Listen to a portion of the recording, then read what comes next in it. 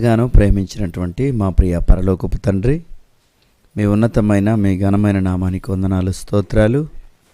ఇదిగో నాయన, మీ మాటలు ఆలోచించడానికి ఇచ్చినటువంటి ఈ విలువైన గొప్ప సమయంను బట్టి మీకు వందనాలు చెల్లిస్తున్నాను తండ్రి. మరి మీ మాటలు నేర్చుకుంటున్న వాళ్ళని జ్ఞాపకం చేసుకోండి.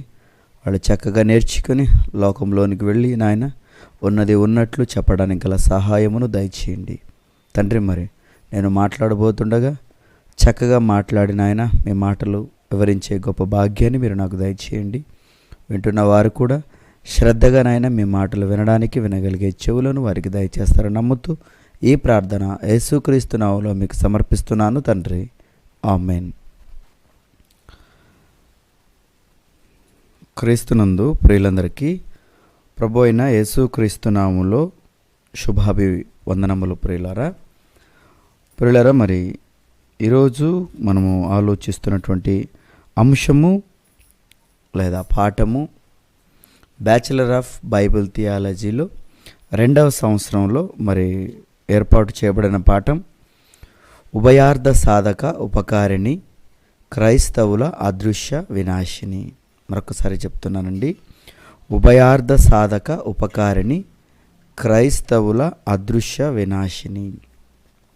ప్రియులారా, Bible open university India international వారు ఈ పాఠాన్ని పెట్టడానికి గల కారణం, ఈరోజు అపవాదన్నవాడు ఎలా మనిషిని మాయ చేస్తున్నాడో, మోసం చేస్తున్నాడో ఖచ్చితంగా తెలుసుకోవాలి. వాడి మాయలు ఎలా ఉన్నాయంటే ప్రపంచాన్నే తప్పుత్రోవ పట్టిస్తున్నాయి. ప్రపంచ ప్రజలందరినీ కూడా ప్రియులారా నరకాగ్నికి పంపిస్తుంది అపవాది. వాడి మాయలు, వాడి కుయుక్తులు, వాడి ఎత్తులు ఎలా ఉన్నాయో ఈ పాఠం ద్వారా మీరు నేర్చుకుంటారు. అందుకనే ఈ పాఠాన్ని నిజంగా పెట్టారండి. క్రైస్తవులైన ప్రతి ఒక్కరూ కూడా తెలుసుకోవలసిన ప్రాముఖ్యమైన పాఠం. ఎందుకంటే ప్రియులారా, ఈ అపవాదన్నవాడు వాడు మనకు విరోధి. ఈ విరోధి ఒకప్పుడు పరలోకంలో ఒక దేవదూతగా ఉన్నాడు. ఒక అధికారిగా, ఒక దూతగా వాడు ఉన్నప్పుడు వాడికి ఆ పరలోకం మీద కన్ను పడింది. ఆ పరలోకంలోనే తను పెత్తనం చెయ్యాలని ఒక కోరికతో ఇదిగో పరలోకం నాకు కావాలి, దేవుడు ప్రేమించిన ప్రియమైన పిల్లలంగా దేవుడు మనకు ఆ పరలోకాన్ని ఏర్పాటు చేస్తే ఆ పరలోకం నాకు కూడా కావాలన్న దురుద్దేశంతో పరలోకంలోనే యుద్ధాన్ని ప్రకటించినదిగా మనకు అపవాది కనపడుతుంది. నిజంగా ఆ లోకం కోసం యుద్ధం చేసిందా? ఒకసారి మనము హెబ్రీయులకు రాసిన పత్రిక 2వ అధ్యాయము 5వ వచనాన్ని మనం చదువుకున్నట్లయితే ప్రియులారా, హెబ్రీయులకు రాసిన పత్రిక 2వ అధ్యాయము 5వ వచనములో ప్రియులరా ఏమని ఉంటుందో చూడండి ఒకసారి. మనము మాట్లాడుచున్న ఆ రాబోవు లోకమును ఆయన దూతలకు లోపరచలేదు. దేవాది దేవుడు, మన కన్న తండ్రి అయిన దేవుడు ఆ మహాలోకం, ఆ పరలోకాన్ని ప్రియులరా తన పిల్లలమైన మన కోసం ఏర్పాటు చేస్తే ఆ దూతలు అందులో ప్రధాన దూతకు అధికారం కలిగిన వాడగా ఈ యొక్క అపవాది, సాతాను, దయ్యము అని ఈ పేర్లు గల వీడు తనకు కావాలన్న ఆశతో, దురుద్దేశంతో పెత్తనం చలాయించాలని, ఆ లోకం కావాలని ప్రియులారా యుద్ధానికి దిగాడు. తనతో కొంతమంది సైన్యమును ఏర్పాటు చేసుకొని యుద్ధాన్ని ప్రకటించాడు ప్రియులారా. ఆ యుద్ధం మనకు కనపడుతుంది ప్రకటన గ్రంథం 12వ అధ్యాయం 7వ వచనం నుంచి. ఏమండి, పరలోకములోనే యుద్ధమా? చూద్దాం ఒకసారి ప్రకటన గ్రంథము 12వ అధ్యాయము 7వ వచనంలో, అంతటా పరలోకమందు యుద్ధము జరిగిన విషయాన్ని రాయిస్తున్నాడు చూడండి. చాలామందికి ప్రకటన గ్రంథముల విషయాలు అర్థం కాక ఇష్టం వచ్చినట్లు మాట్లాడుతూ ఉంటారు. ప్రకటన గ్రంథం అంటే అది భవిష్యత్తు గ్రంథం, భవిష్యత్తుకు సంబంధించిన మాటలు అందులో వ్రాయబడతాయి అనుకుంటున్నారు. కానీ ఏమండి, ఈ ప్రకటన గ్రంథంలో వర్తమానానికి సంబంధించిన సంగతులు ఉన్నాయి, భూతకాలానికి సంబంధించిన సంగతులు ఉన్నాయి, భవిష్యత్తు కాలానికి సంబంధించిన సంగతులు ఉన్నాయని ఎంతమందికి తెలుసు? అందుకనే బైబిల్ని పరిశీలించి చదువుకోవాలి.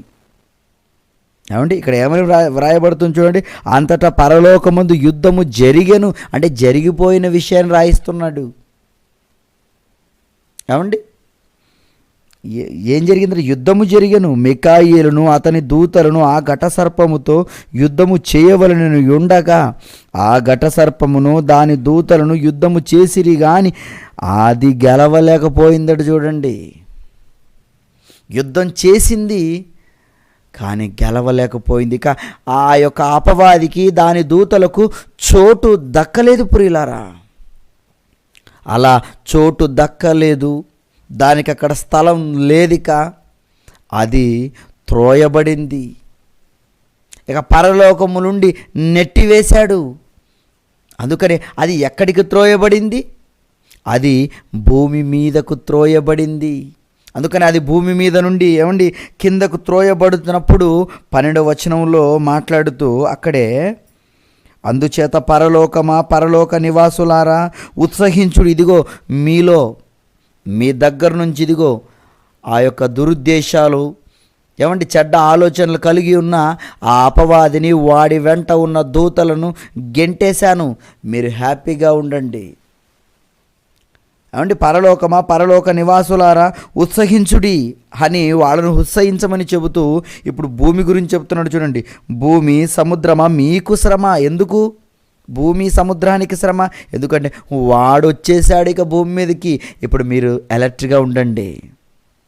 ఒక చెడ్డోడు ఏమండి ఉన్నప్పుడు వాడి గురించిన విషయాలు చెబుతూ ఉంటారు. ఏమండి, బస్సులో ప్రయాణించేటప్పుడు దొంగలు ఉన్నారు, జాగ్రత్త. ఎందుకు? నువ్వు జాగ్రత్తగా ఉంటావని. ఏమంటే ఒక ట్రైన్లో ప్రయాణించేటప్పుడు కానివ్వండి, ఏమండి ప్రజలు ఎక్కువ కూడుకునే చోటు కానివ్వండి, పలానా వాళ్ళు ఉంటారు జాగ్రత్త అనే ప్రకటనలు మనం వింటూ ఉంటాం. ఎందుకంటే వాళ్ళు బాలేరు, మిమ్మల్ని మోసం చేస్తారు, మీ దగ్గర ఉన్నది లాక్కుంటారు, ఏమండి మీ ప్రాణానికి అపాయం అని అక్కడక్కడ మనం ప్రకటనలు వింటూ ఉంటాం. ఇప్పుడు దేవుడు కూడా ఏమండి భూమికి, సముద్రానికి ఏమని చెప్తున్నాడు? మీకు శ్రమ. అంటే భూమికి, సముద్రానికి శ్రమనా? అంటే భూమి మీద ఉంటున్నటువంటి ప్రజలను ఉద్దేశించి దేవుడు మాట్లాడుతున్నాడు. ఏమండి, మీకు శ్రమ, అపవాది తనకు సమయము కొంచెమే అని తెలుసుకొని బహుక్రోధము గలవాడై మీ యొద్దకు దిగి వచ్చి ఉన్నాడు. ఇదిగో పరలోకములో యుద్ధం జరిగించిన వాడు అపవాదండి. అక్కడ గెలవలేక ఓడిపోయాడు. అలా ఓడిపోయిన అపవాదిని దేవుడు బంధించి పాతాళంలో ఒక మూలన పెట్టేశాడండి. పెద్ద సంఖ్యలతో బంధించాడు అపవాదిని. అలా బంధించిన ఎన్నో వేల సంవత్సరాల తరువాత మళ్ళీ అది విడుదలయ్యింది. మళ్ళీ దేవుడు కొద్ది సమయం దానికి ఇవ్వడం, అది భూమి మీదకు రావడం, అది భూమి మీదకు వచ్చే టైంలో ప్రియులారా దేవుడు మనుషుల్ని నిర్మించటం ఎందుకు చేశాడండి దేవుడు? ఏమండి, నిజంగా అది చాలా కాలం, మనం దానిని లెక్కగట్టలేము, అది ఎన్ని సంవత్సరాలు బందీగా ఉందో. కానీ కొద్ది కాలమైన తర్వాత అది రిలీజ్ అయింది, బయటకు వచ్చింది, దేవుని దగ్గర సమయం తీసుకొని మరి వచ్చింది. అందుకని ఇక్కడ వ్రాస్తున్నాడు, ఇదిగో భూమి మీదకి వస్తున్నాడు, శ్రమ, సమయం కొంచెమే అనేది అది దానికి అర్థమైంది. అంటే దేవుడు దానికి కొంచెం టైం ఇచ్చాడు, అది టైం తీసుకొని వచ్చింది భూమి మీదకు. ఇక మీరు అలర్ట్గా ఉండాలని దేవుడు చెబుతున్నాడండి. అందుకనే దాని గురించి వ్రాయబడిన మాట ప్రియులారా ఎక్కడ చూస్తారంటే పేతురు రాసిన మొదటి పత్రిక 5వ అధ్యాయము 8వ వచనములో ప్రియులారా, పేతురు రాసిన మొదటి పత్రిక 5వ అధ్యాయము 8వ వచనములో మనం చూస్తే ఏముంది అక్కడ? నిబ్బరమై బుద్ధి గలవారై మెలకువగా ఉండు. చూడండి, నిబ్బరం కలిగి ఉండాలట, మళ్ళీ బుద్ధి గలవారై ఉండాలట, మళ్ళీ మెలకువగా ఏంటి? 3 కావాలా? నిబ్బరము, బుద్ధి, మెలకువ. ఏమంటే ఇవి ఉన్నాయా? ఉండాలి.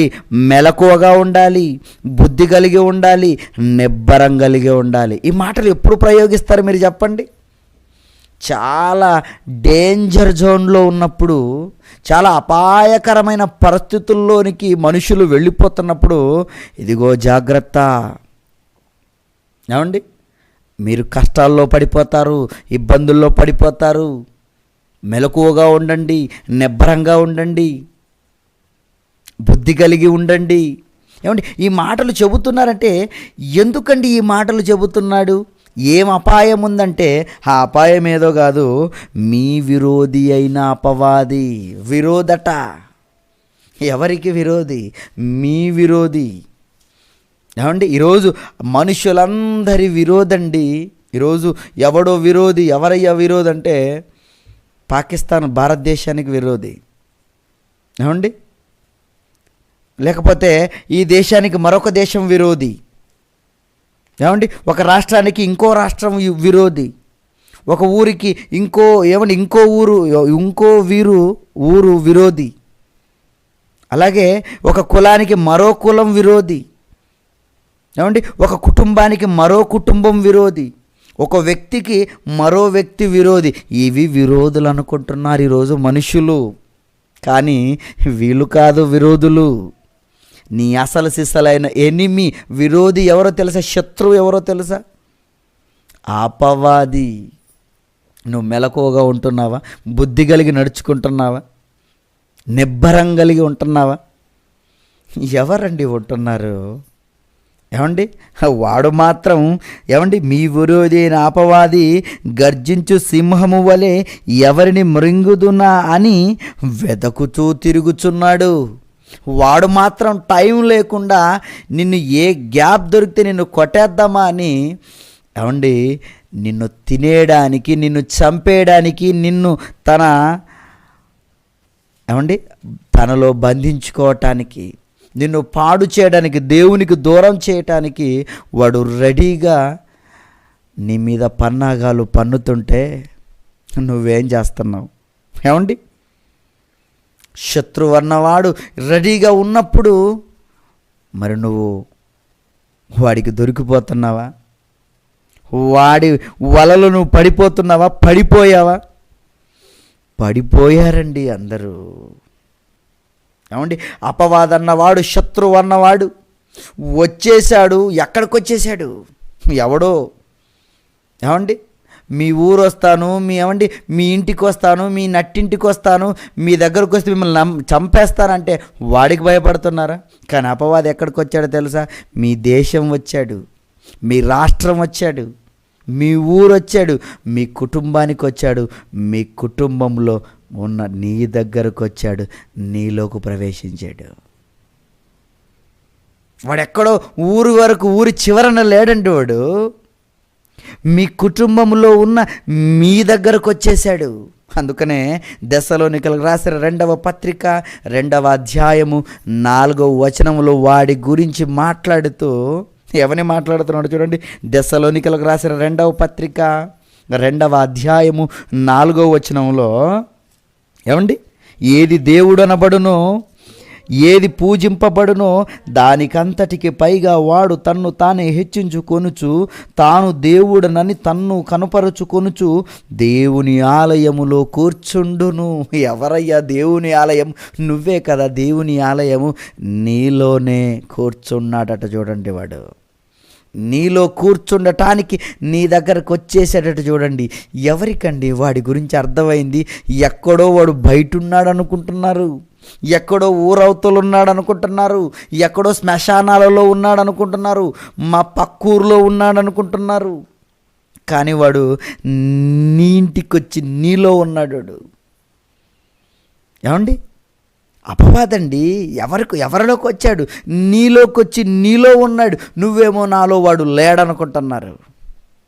అందుకనే ప్రియులారా, ఏమండి, అపవాది గురించి, వాడి యొక్క కుయుక్తి గురించి, వాడి వేషాల గురించి దేవుడు బైబిల్లో అన్ని విషయాలు రాయించాడండి. ఈరోజు ప్రపంచ మానవుల పరిస్థితిని కూడా ప్రియులారా దేవుడు రాయించాడు. హబక్కూకు గ్రంథం 1వ అధ్యాయం 15వ వచనంలో వాడు గాలము వేసి, ఏమండి, మనుషులందరినీ పట్టుకొని గుచ్చి లాగి అందరిని వలలో కూర్చుకున్నాడు. ప్రియులారా, ఏంటి అందరునా? ఏమండి, అందరునా కొందరునా? ప్రియులారా, అందరట. చూడండి, ఏంటి, అందరికీ గాలం వేశాడా? ఏమండి, తెలియటం లేదు ప్రియులారా. నేను అపవాది ఉచ్చులో ఉన్నానని తెలియటం లేదు. కారణం, వాడు అదృశ్య వినాశి. ఏమండి, వాడు అదృశ్య వినాశినండి. వాడు కనపడకుండా వేటు వేసేవాడండి. పక్కనున్నవాడైతే వాడు కనపడతాడు. ఏమండి, మన విరోధి వాడు అనుకుంటాము. వాడి మాట, వాడి వేషాలు, వాడి ప్రవర్తన అంతా చూసి వీడి దగ్గర జాగ్రత్తగా ఉండాలనుకుంటాం. ఓహో, పక్కడున్న వాని గురించి నువ్వు ఆలోచించావు, ఇంటి పక్కనున్న వాళ్ళ గురించి ఆలోచించావు. ఏమంటే, పక్కూరు గురించి ఆలోచించింది, పక్క కులం గురించి ఆలోచించింది, పక్క దేశం గురించి ఆలోచించింది.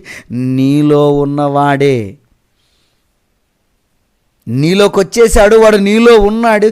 నీలో ఎలాంటి ఆలోచనలు కలిగిస్తున్నాడు, నీలో ఎలాంటి మాటలు రప్పిస్తున్నాడు, నీలో ఎలాంటి చూపు చూపిస్తున్నాడు, మిమ్మల్ని ఎక్కడికి నడిపిస్తున్నాడు, ఏ పని మీతో చేయిస్తున్నాడు, ఏనాడైనా ఆలోచించారా మీరు? చెప్పండి. పక్కోడి గురించి ఆలోచన, పక్క ఊరి గురించి ఆలోచన, పక్క దేశం గురించి ఆలోచన. ఎందుకు? వాళ్ళు విరోధులు అనుకుంటున్నారు, కానీ మీ శరీరాన్ని మీకు విరోధంగా వాడు మీకు చేస్తున్నాడు. ఆత్మగా మీరున్నారు శరీరంలో, మీకు విరోధంగా మీ దేహాన్ని వాడు నడిపిస్తున్నాడు. ఆలోచించారండి క్రైస్తవులు? వాడి గురించిన ఆలోచన ఈరోజు క్రైస్తవులకు లేదండి.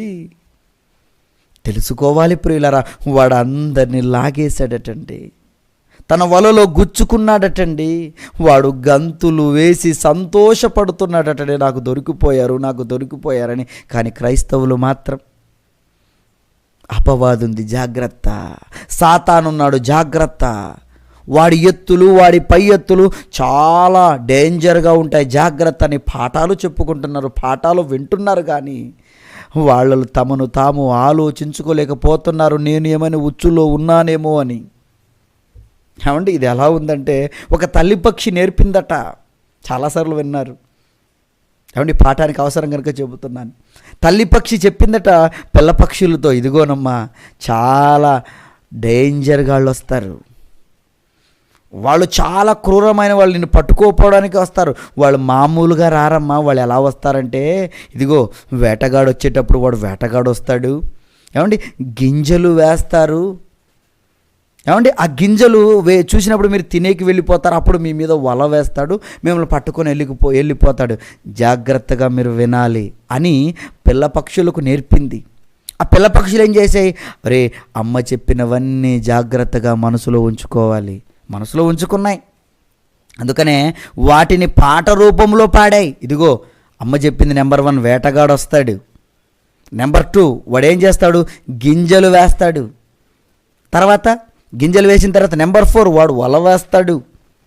నెంబర్ 4 అయిపోయింది, ఇక పట్టుకొని వెళ్ళిపోతాడు. కనుక వేటగాడు వస్తాడు, గింజలు వేస్తాడు, వల వేస్తాడు, పట్టుకొని వెళ్ళిపోతాడు. ఈ 4 మనసులో ఉంచుకున్నాయి.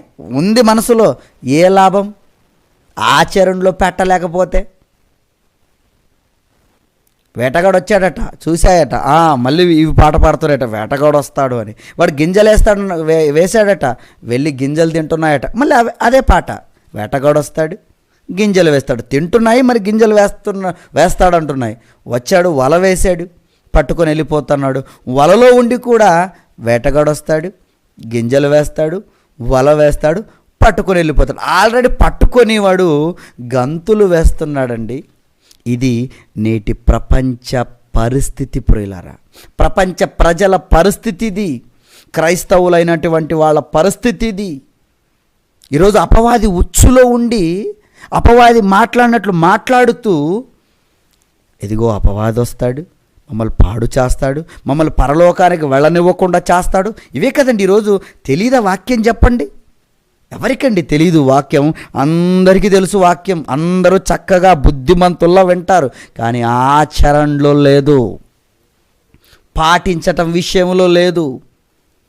నిజం ప్రియులారా, ఈరోజు ఎన్నిసార్లు చెప్పాలండి దేవుని మాటలు మీరు చెప్పండి, కానీ బ్రతుకు విధానంలో మార్పు ఉండదండి.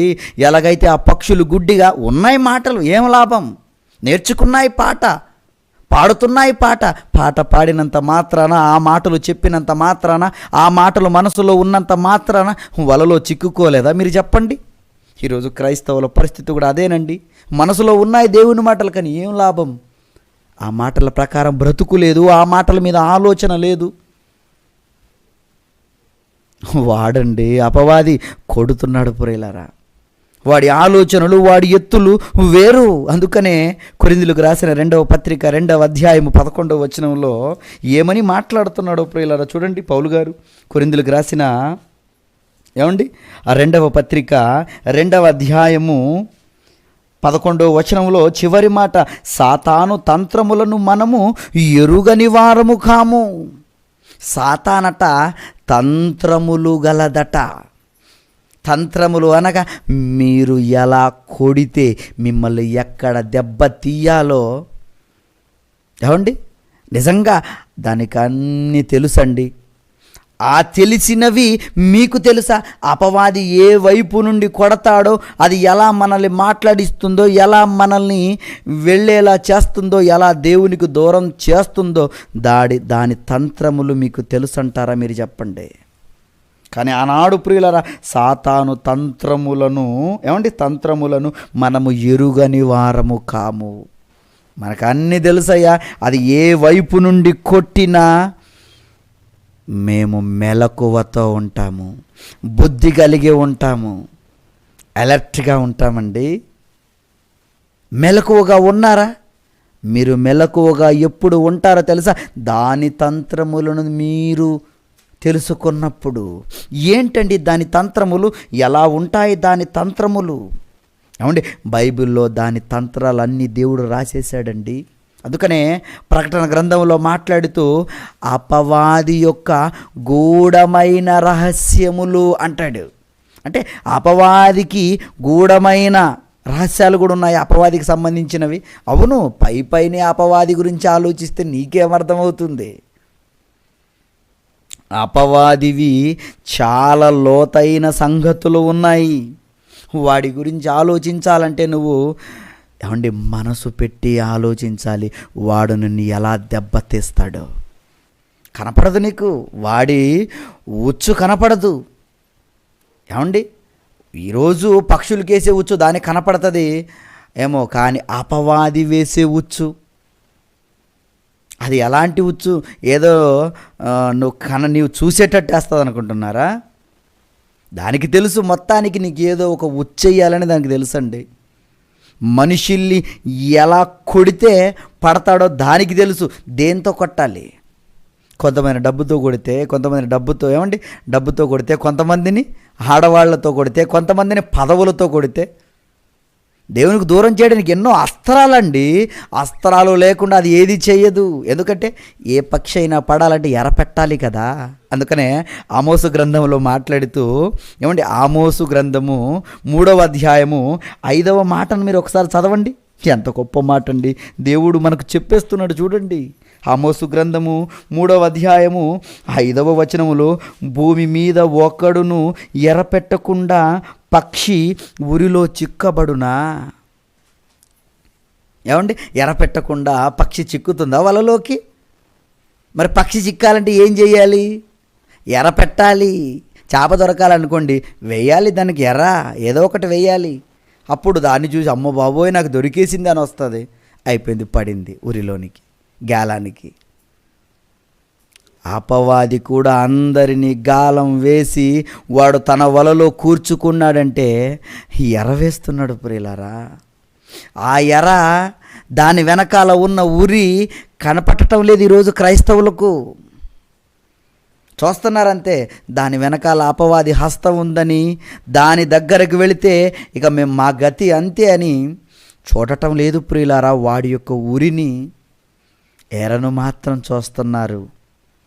కానీ దాని వెనకాల అదృశ్య శక్తి, వాడి యొక్క ఉరి ఉందని ఎంతమందికి తెలుసండి.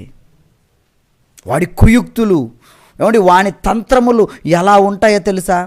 ఎలా ఉంటాయంటే ఉభయార్థ సాధక ఉపకారిణి అన్నారు. అందుకని ఈ పాఠంలో ఏంటి ఉభయార్థ సాధక ఉపకారిణి? ఉభయార్థ అనగా రెండర్థాలు. ఎలా అంటారా? చూద్దాం ఒకసారి. ఆదికాండము, అది ఎలా, దాని ఎత్తులు, దాని పై ఎత్తులు ఎలా ఉంటాయంటే ప్రియులారా, ఆదికాండము 3వ అధ్యాయము, ఏమంటే అవ దగ్గరకు వచ్చి ఎలాంటి మాటలు అది మాట్లాడుతుందో ప్రియులారా చూద్దాం ప్రియులారా. ఆదికాండము, ఏమండి 3వ అధ్యాయము 1వ వచనం నుంచి ప్రియులారా, ఏమండి నిజంగా వాడు దెబ్బతీయటానికి, మనిషిని తన వలలో కూర్చుకోవటానికి ఎలా సులువుగా ఎలా బంధిస్తున్నాడో చూద్దాం ప్రియులారా. 3వ అధ్యాయము 1వ వచనం నుంచి ప్రియులారా, ఏమండి 1వ వచనం నుంచి మనం చదువుకుంటే ఏమని వ్రాయబడుతుందో చూడండి అక్కడ ఒకసారి. ఏమండి, దేవుడైన యెహోవా చేసిన సమస్త భూజంతువులలో సర్పము యుక్తి గలదై ఉండును. ఏమండి, సర్పమట యుక్తి గలదై ఉందట. చూడండి చూడండి, అది ఆ స్త్రీతో ఇది నిజమా? ఏమండి, ఈ తోట చెట్లలో దేని ఫలములనైనను మీరు తినకూడదని దేవుడు చెప్పెనా అని అడిగాను. అందుకు స్త్రీ, ఈ తోట చెట్ల ఫలములను మేము తినవచ్చును, అయితే తోట మధ్యనున్న చెట్టు ఫలములను గూర్చి దేవుడు మీరు చావకుండునట్లు వాటిని తినకూడదనియు, ఏమండి వాటిని ముట్టకూడదనియు చెప్పెనని సర్పముతో. ఏమండి, సర్పము ఎవరితో? అవ్వతో. ఏమండి, సర్పముతో అవ్వ మాట్లాడింది. ఎప్పుడైతే అవ్వ ఈ మాటలు చెప్పిందో దాని మాటలు ఎలా ఉన్నాయో చూడండి. అందుకు సర్పము, మీరు చావనే చావరు. ఏమండి, మీరు చావనే చావరు. ఏలయనగా మీరు వాటిని తినుదినమున మీ కన్నులు తెరవబడిననియు, మీరు మంచి చెడ్డలు ఎరిగిన వారై దేవత వలె ఉందురనియు దేవునికి తెలియనని స్త్రీతో చెప్పగా, స్త్రీ ఆ వృక్షమును ఆహారమునకు మంచిదియు కనులకు అందమైనది వివేకమునిచ్చు రమ్యమైనది ఉండుట చూచినప్పుడు ఆమె దాని ఫలములను కొన్ని తీసుకుని తిని తనతో పాటు తన భర్తకు ఇచ్చింది. ఏ పండును తింటే ఏమండి మీరు చచ్చిపోతారని దేవుడు చెప్పాడో ఆ పండును తింటే మీరు చావరు. దీనినే ఉభయార్థం అంటారు. రెండు అర్థాలు అంటే దేవుడు చెప్పిన మాటకు వేరే అర్థాన్ని వెతికిచ్చిందండి. ఏమండి, ఈ అర్థాన్ని చెప్పేటప్పుడు, ఈ మాటను ఏమండి చెప్పేటప్పుడు ఈ మాట ఎవరికి అనుకూలంగా ఉంది మీరు చెప్పండి? హవ్వకండి. అవునా, నేను దేవతనైపోతానా, తింటే మేము చావమా, అయితే ఈ మాట నాకు అనుకూలంగా ఉంది, నువ్వు ఎంత సహకారివి, నాకు సహాయం చేస్తున్నావేంటి? అపవాది ఎలా కనపడుతుందండి? సహాయం చేసేదిగా కనపడుతుంది. చూడండి, అదే మన పాఠం, ఉభయార్థ సాధక ఉపకారిణి. చూడటానికి సహాయం చేసేదండి, అది సహాయం చేస్తుంది అవ్వకి. అమ్మ బాబోయ్, నా కోసం ఇంత కష్టపడి చెప్తున్నావా, నేను చావనా, నేను దేవతనైపోతానా, మేము చక్కగా మారిపోతామా అని అపవాది మాటను విన్నది ప్రియులారా. మరి దేవుని మాట ఏమైపోవాలి? మీరు తింటే చచ్చిపోతారు, మీరు తినకూడదు, ముట్టకూడదు. ఏమైందండి? దేవుని మాట, ఏ దేవుని మాట అయితే తినకూడదని చెప్పిందో అదే మాటను ఇంకొక రూపంలో వాడి వ్యతిరేకంగా వాడిందండి అపవాది. దానిని ఉభయార్థం అంటారు. ఈరోజు క్రైస్తవులుగా మీరున్నారు, ఇదిగో దేవుడు ఏం చెయ్యమంటున్నాడో దానికి యాంటీగా చేయిస్తుందండి అది. ఇదిగో దేవుని కోసం మీరు బ్రతకాలి, లేకపోతే చచ్చిపోతారు. ఎక్కడరా చచ్చిపోతావు నువ్వు చావవు అని ఏమండి మీకు వేరే అర్థాన్ని ఇచ్చి ప్రియులారా మీ బ్రతుకును కొనసాగిస్తుంది. అది మీకు ఇప్పుడు తెలియదండి. అపవాదికి వెంటనే దాని మాటలు విన్న ఏమండి హవ్వ ఏం చేసిందట, మళ్ళీ చూసిందట. ఇప్పుడు దాని మాటలు విని చూసింది, అవునుగా నిజమే కదా, ఆ పండు ఎంత బాగుంది, ఎంతో చక్కగా ఉంది. మరి అంతకుముందు కనపడలేదా? మాటలకు లోబడిందండి. సాతాను మాటల్ని ఏమండి మనసులో ఉంచుకొని ఆ మాటల మీద ఇప్పుడు ఆలోచన వచ్చేలా చేసుకుంది. ఇక ఆలోచనలే ఆ ఆచరణలోకి తెచ్చి పండును తెంచుకొని తిన్నది. దాని కుయుక్తి చూడండి ఎలా ఉంది, దాని ఆలోచన చూడండి ఎలా ఉందో. నిన్ను చంపడానికి, నిన్ను కొట్టేయడానికి ఏ డబ్బునో, ఏ స్త్రీనో, ఏ పెద్ద కత్తినో, బాంబునో, తుపాకీనో వాడలేదది. దేవుని మాటనే అస్త్రంగా వాడింది. దేవుని మాటనే ప్రియులారా. చస్తారా? చావరు, తినేయి. ఏ మాటనండి ప్రయోగించాడు? ఏ ఉరిని, ఏ వలను వాడాడు మీరు చెప్పండి? దేవుని మాటలనే తెరకాసుగా వాడాడండి. దాని మాటలు ఏమండి ఎలా ఉంటాయో మీరు అర్థం చేసుకోవాలి ప్రియులారా. దాని ఉరి ఎంత డేంజర్గా ఉంటుందో అర్థం చేసుకోవాలి మీరు. యేసుక్రీస్తుల వారి దగ్గరకు కూడా వచ్చి ఏమండి పాత నిబంధనలో చూశారు, ఇప్పుడు కొత్త నిబంధనలో చూడండి. దాని యొక్క ఎత్తులు, పై ఎత్తులు ఎలా ఉంటాయి, దాని తంత్రములు ఎలా ఉంటాయి చూడండి. ఏమండి లూకా రాసిన సువార్త 4వ అధ్యాయము. ఏమండి యేసుక్రీస్తుల వారు బాప్తిజం తీసుకున్న తర్వాత 40 రోజులు ఉపవాసం ఉన్న తర్వాత ఆయనకు ఆకలి అవుతుంది కదండి. ఆయనకు ఆకలి అయినప్పుడు అతని అవసరాన్ని ఎరిగిన అపవాది, బాగా గమనించాలి, అపవాది ఎత్తులు, పై ఎత్తులు నీ అవసరాన్ని గుర్తిస్తుంది. నువ్వు ఎలాంటి ఆలోచనలో ఉన్నావో గుర్తిస్తుంది. ఏమండి నువ్వు ఎవరి గురించి ఆలోచిస్తున్నావో గుర్తిస్తుంది. దేని గురించి ఆలోచిస్తున్నావో గుర్తిస్తుంది. నువ్వు ఎలాంటి పరిస్థితుల్లో ఉన్నావో గుర్తిస్తుంది. నీకు ఎలాంటివి కావాలో ఆలోచిస్తుంది. అపవాది ఆలోచన బాగా పసిగట్టాలి మీరు. ఇది పసిగట్టక చాలామంది విరోధులు అవుతున్నారు, చాలామంది వలలో పడిపోతున్నారు, చాలామంది అపవాది యొక్క కబంధ హస్తాలలోకి వెళ్ళిపోతున్నారండి. తెలుసుకోవాలి ప్రియులారా. యేసుక్రీస్తుల వరకు అవసరమై ఉన్నది ఏంటి? ఇప్పుడు 40 రోజులు ఉపవాసం ఉన్న తర్వాత ఆయనకు ఆహారం కావాలండి. వెళ్ళింది ఆహారాన్ని తీసుకొని, ఇదిగో నువ్వు దేవుని కుమారుడవా, అయితే నీకు ఇప్పుడు ఆకలి అవుతుంది కదా, ఈ రాళ్లను రొట్టెలు చేసుకొని తిను. ఎంత మాయండి. ఏమండి అప్పుడు యేసుక్రీస్తుల వారు, ఆహా ఎంత బ్రహ్మాండమైన సలహా ఇది, నాకు ఉపయోగపడే సలహా, నాకు బ్రతుకునిచ్చే సలహా. నన్ను రొట్టెలు చేసుకొని తిన, నా బ్రతుకు కోసమే కదా పాపం చెప్తున్నాడు, అంతే కదండి. అప్పుడప్పుడు బయట వాళ్ళ మాటలు మాట్లాడిస్తుంటారు ఎవరి ద్వారానో. ఏమండి నిన్నే అంత మాట అంటాడా ఏంటి? నువ్వంటే చిన్న మర్యాద కూడా లేదా? మీరంటే ఏమనుకుంటున్నారు అని మిమ్మల్ని రెచ్చగొడుతుంటారు. ఏమండి మిమ్మల్ని ఏదో మీకు ఉపయోగకరంగా మాట్లాడుతుంటారు కొంతమంది. సంఘానికి దూరం చేయటానికి, దేవుని మాటలకు దూరం చేయటానికి. బాగా వినాలి, ఈ పాయింట్లు అర్థం కాక మిస్ అవుతున్నారు చాలామంది. ఈ యొక్క తంత్రాలు, అపవాది తంత్రాలు తెలుసుకోక దూరం అయిపోతున్నారండి. ఇవి అపవాది ఆలోచనలు, మీకు మేలు కలిగేటట్లే ఉంటాయి, కానీ దాని వెనకాల దాని ఉచ్చుందండి. మిమ్మల్ని సంఘానికి దూరం చేసి, దేవునికి దూరం చేసి మిమ్మల్ని నరకాగ్నిలోకి నడిపిస్తుందండి.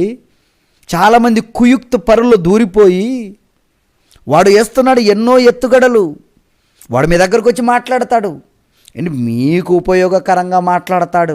అందుకనే మీకు ఉపయోగకరంగా ఎవరైతే మిమ్మల్ని పొగుడుకుంటూ ఏమండి మీకు నచ్చినట్టుగా మీరు మాట్లాడుతున్నారో వాళ్ళ మాటలు మీరు ఎక్కువగా పట్టించుకోకండి. ఎందుకంటే పగవాడట లెక్కలేనన్ని ముద్దులు పెడతాడట.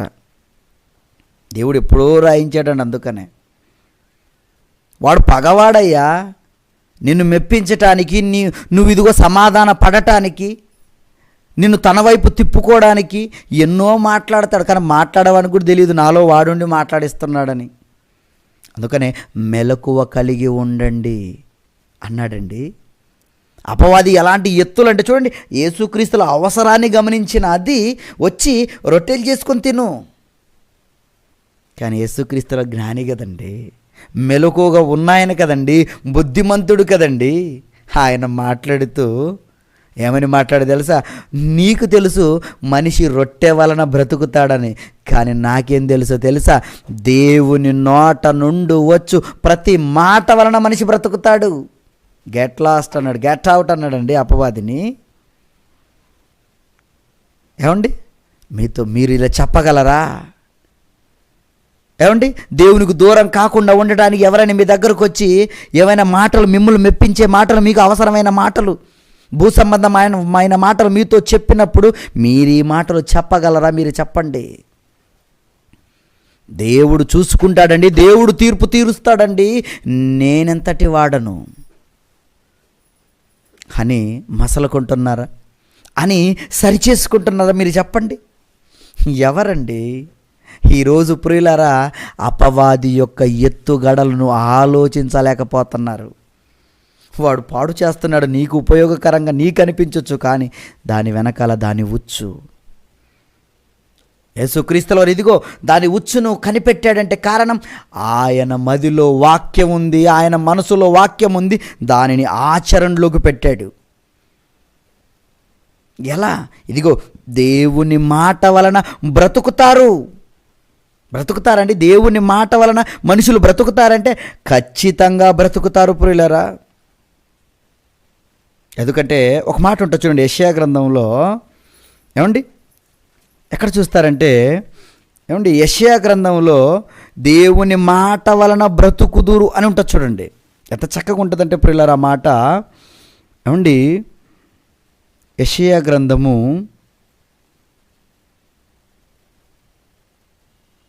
ఏమండి, ఓకే తర్వాత చూపిస్తానులేండి నేను మీకు. ఏమండి, ఎంత చక్కగా ఉంటుందంటే దేవుని మాటలు మనుషులు వింటే బ్రతుకుతారు. అంతెందుకంటే సింపుల్ లాజిక్ అండి. ఇదిగో మీరు బ్రతకడానికి రొట్టె కావాలని తెలుసు కదా, ఆహారం కావాలని తెలుసు కదా, మరి ఆహారం ఎక్కడి నుండి వచ్చింది? ఎక్కడి నుండి అండి?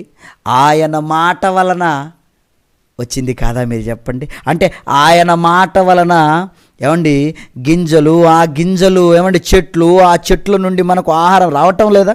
ఎలా వచ్చాయి ఈ వృక్షాలు? ఏమండి నేల నుండి వచ్చే మొలకలు ఆయన మాట ద్వారా కాదా? మరి ఇప్పుడు ఆయన మాట ద్వారా నువ్వు బ్రతకలేవా? ఇదిగో నువ్వు ఈరోజు రొట్టె చేసుకునే పిండి ఎక్కడి నుంచి వచ్చిందయ్యా? పిండి గింజ నుంచి. మరి గింజ దేవుని నుండి. నువ్వు విత్తుచున్న గింజకు ఎవరయ్యా శరీరాన్ని ఇస్తున్నారు? నీవు విత్తు గింజను చూడగా అది గోధుమ గింజ అయినను సరే, మరి ఏ గింజ అయినను సరే, నువ్వు వట్టే గింజనే విత్తుచున్నావు కానీ పుట్టబోవు శరీరమును విత్తుటలేదు. మరి ఎవరయ్యా శరీరాన్ని ఇస్తున్నారు? దానికి శరీరాన్ని ఇచ్చేది దేవుడే. కారణం ఆ గింజను నువ్వు తినాలి, ఆ గింజకొచ్చిన శరీరాన్ని నువ్వు తినాలి, నీకు ఆహారంగా ఆ గింజ మారిపోవాలి. కొరింథీయులకు రాసిన మొదటి పత్రిక 15వ అధ్యాయము 35, 36, 37 వచనాలు మీరు కంటిన్యూగా చదవండి, చక్కగా అర్థమవుతుంది మీకు. మనుషులు బ్రతుకుతున్నది ఇదిగో దేవుని మాట వలన. యెషయా 55:3 ఉంటుంది చూడండి. ఇప్పుడు ఏమండి, యెషయా గ్రంథము 55వ అధ్యాయము 3వ వచనంలో ప్రియులారా ఏమనంటో చూడండి. యెషయా గ్రంథము 55వ అధ్యాయము 3వ వచనంలో ప్రియులారా ఏమండి, నిజంగా ఎంత చక్కగా ఉంటుందో చూడండి. అక్కడ దేవుని మాట వలన మనుషులు ఏమవుతారట?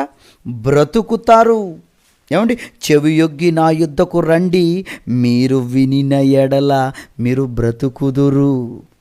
నా మాటలు వింటే మీరు బ్రతుకుతారండి. ఎలా? ఇదిగో గింజను చూడు, గింజ ఆయన మాట వలన వచ్చింది, ఆయన మాట వలన వచ్చిన గింజతో నువ్వు బ్రతుకుతున్నావు. మరి ఆయన మాట వలన నువ్వు బ్రతకవా? బైబిల్లో ఉన్నది ఎవరి మాటలు? మరి ఆయన మాటలు. మరి ఆయన మాట వలన నువ్వు బ్రతకవా? బ్రతుకుతారండి. కానీ అపవాది నిన్ను మాయ చేసింది, నిన్ను మభ్యపెట్టింది. దేవుని మాటలు వింటే నీకేం వస్తుంది? దేవుని పని చేస్తే నీకేం వస్తుంది? రా, వదిలేయి, నీ పన్ను చూసుకో. నీకే చాలా ఉంది కష్టం, నీకే అప్పులున్నాయి, నీకే ఇబ్బందులున్నాయి, నీకే కుటుంబం ఉంది. నిన్ను నమ్ముకొని వచ్చిన నీ భార్య, నిన్ను నమ్ముకొని వచ్చిన పిల్లలు, నిన్ను నమ్ముకొని ఉన్న కుటుంబం. ఫస్ట్ వీళ్ళ గురించి ఆలోచించు. నీకు నచ్చినట్టే ఉంటుంది మాట. బయట వాళ్ళు చెబుతుంటే అవును కదా, వీడు నా కోసమే చెప్తున్నాడు కదా అన్నట్టు ఉంటుంది. కానీ అందులో మోసం ఉంది. నీ కోసం, నీ కుటుంబం కోసం ఆలోచించాలని నిన్ను బిజీ చేసి దేవుని గురించి ఆలోచించకుండా చేసింది అపవాదండి. ఇదంతా దాని ఎత్తుగడ. అందుకని చూడండి, ఈరోజు ప్రియులారా మనుషులందరూ బిజీ అయిపోయారు. ఎందులో బిజీ? చదవటంలో బిజీ, ఉద్యోగాన్ని సంపాదించటంలో బిజీ అండి. ఎంఏ అని, ఎంటెక్ అని, బీటెక్ అని, ఆ టెక్, ఈ టెక్, అన్ని టెక్కులే. ఏంటయ్యా టెక్కులు? దేనికోసం ఈ టెక్కులు? ఫుడ్ కోసం. ఎందుకు ఫుడ్? బ్రతకడం కోసం. ఏంటి అది తింటేనే బ్రతుకుతారా? దేవుని మాట వలన మనిషికి బ్రతుకులేదా? మీరు చెప్పండి. ఎక్కడ దేవుని మాట వలన దేవుడు బ్రతుకుందని చెప్పాడో ఆ మాటనే ప్రయోగించింది మనుష్యుల మీద. దేవుని మాట వలన కాదు బ్రతుకు, ఇదిగో ఉద్యోగం వల్ల నీకు బ్రతుకు. కనుక ఉద్యోగం చెయ్యి, వెళ్ళు డ్యూటీకి. ఉభయార్థాన్ని వెతికిందండి అపవాది. ఏ మాట వలనైతే మనుషులు బ్రతుకుతారని దేవుడు చెప్పాడో, నా మాట వలన బ్రతుకుతారని దేవుడు చెప్పినా ఆ మాటను పట్టించుకోకుండా, ఇదిగో మీరు బ్రతకాలంటే ఆహారం కావాలి, ఆహారం కోసం కష్టపడండి. అంతే కదండి. కృషితో నాస్తి దుర్భిక్షం. ఇదిగో కష్టపడు, పని చెయ్యి, చక్కగా నువ్వు బ్రతుకుతావు. ఎన్ని స్లోగన్స్ వచ్చాయండి కష్టం పని చేసే విషయంలో, ఉద్యోగం చేసే విషయంలో. ఉద్యోగం పురుష లక్షణం అట. అవునా? ఎందుకు? తిండి పెట్టాలి కదా కుటుంబానికి, పోషించాలి కదా కుటుంబాన్ని. అర్థమయ్యింది ప్రియులారా సమాజానికి. అందుకని బిజీ అయిపోయారండి. ఏ ఒక్కరు కూడా ఖాళీ లేరండి. చూడండి, ట్రాఫిక్ జాములు, బిజీ బిజీ బిజీ బిజీ. మనిషి ఎందులోనయ్యా బిజీ అంటే పొట్ట కోసం, కోటి కోసం. కానీ యేసుక్రీస్తుల వారు చెప్పిన మాట, యోహాను రాసిన సువార్త 6వ అధ్యాయం 25వ వచనాన్ని మీరు పరిశీలిస్తే ప్రియులారా, యోహాను రాసిన సువార్త 6వ అధ్యాయం 27వ వచనం నుంచి ఏమని మాట్లాడుతున్నానండి? ఆహారము కోసము మనుష్యులు, ఆహారం కోసము యేసుక్రీస్తుల వారు మాట్లాడుతూ 27వ వచనం నుంచి, క్షయమైన ఆహారము కొరకు కష్టపడకుడి అని ఆయన అర్థం ఒకే అర్థాన్ని ఇచ్చి బైబిల్లో రాయిస్తే, ఈరోజు దానికి యాంటీగా, దానికి ఉభయార్థం వచ్చేగా, కష్టపడితేనేరా నీకు బ్రతుకు. ఈ ఆహారాన్ని సంపాదించుకొని నువ్వు బ్రతుకుతావు. సంపాదించు, రెక్కలు ముక్కలై కష్టపడు. ఏదైతే దేవుడు చెప్పాడో ఆ మాటని ఈరోజు ఆయుధంగా వాడిందండి అపవాది. ఆయుధం అంటే అది ఎక్కడుంటుందో, ఎలా ఉంటుందో, ఏ దిక్కు నుంచి వస్తుందని నువ్వు చూస్తున్నావు. వాడు నీలోనే ప్రయోగించాడు, నిన్నే ప్రయోగించాడు వాడు. నువ్వు ఉద్యోగం కోసం ఆలోచిస్తుంటే వాడు నువ్వు ఉపయోగించిన అస్త్రం కాదంటావా? నువ్వు చెప్పు. దేవుని మాటలను పక్కన పెట్టి నువ్వు వెళతా ఉంటే వాడు ఉపయోగించిన అస్త్రం నువ్వు కాదా చెప్పు. ఎవరండి ఈరోజు ఈ మాటలు అర్థం చేసుకున్న వాళ్ళు? నేను మాత్రం అపవాది ఉచ్చులో లేననుకుంటున్నావు. నువ్వు ఉన్నావు. అందుకని దేవుని దగ్గరకు రావు, దేవుని పనులు చెయ్యవు, దేవుని గురించి చక్కగా ఆలోచించవు. దేవుని మాటల మీద నీకు మనసు లేదు. విన్నావు, మనసులో ఉన్నాయి, కానీ ఏం లాభం వాటిని ఆచరణలో పెట్టకపోతే. ఈరోజు చాలామందికి తెలుసండి, మాకు తెలుసండి అంటారు. మరి తెలిస్తే ఇలా ఎందుకు విర్రవేగుతున్నావు? ఎందుకు నీలో వినయం లేదు? ఎందుకు నీలో విధేయత లేదు? ఎందుకు నీలో తగ్గింపు లేదు? ఎందుకు లేవు? నిన్ను వాడు వస్త్రంగా వాడుతున్నాడయ్యా, నీకు అర్థం కావట్లేదు. ఈరోజు క్రైస్తవులను వాడుతున్నాడు. స్పెషల్లీ జ్ఞానం తెలిసిన వాళ్ళు, అపవాది యొక్క తంత్రాలు ఎరిగిన వాళ్ళు వారిని వాడాడండి. ఎలా వాడాడో చూస్తుంటే ఆశ్చర్యమవుతుంటుంది. ఎలా వాడాడో తెలుసా? అపోస్తల కార్యాలు ఒకసారి 11వ అధ్యాయము 26వ వచనం చూద్దాం ప్రియులారా. అపోస్తల కార్యములు 11వ అధ్యాయము 26వ వచనం ప్రియులారా.